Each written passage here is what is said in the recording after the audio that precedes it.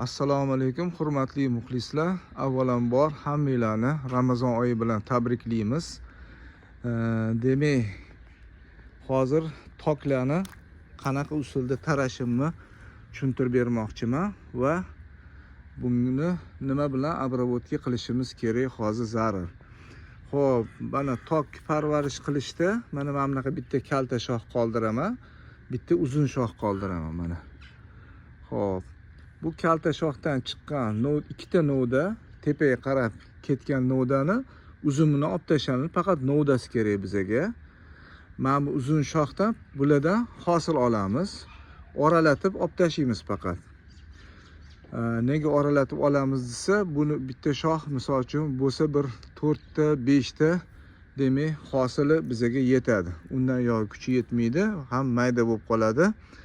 Har bitta o'sha haligi o'sib chiqqan shoxi orasida shunaqa masofa bo'lishi kerakki, bitta qush hech qatga tegmasdan mana shu bayni orasidan uchib o'tib ketadigan darajada bo'lishi kerak.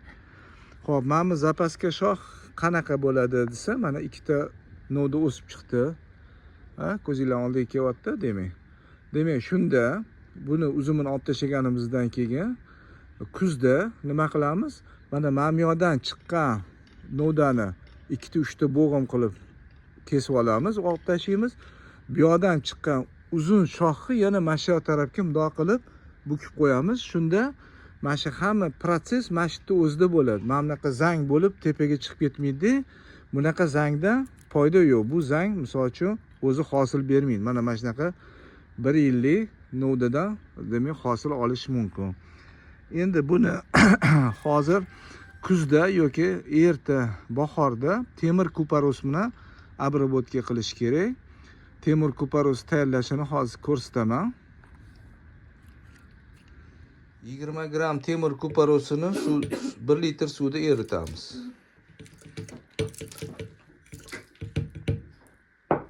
Demak, mana temir kuparosi eritib oldik. Endi mana shunga sep chiqamiz. Shunaqa qilib sep qo'yamiz.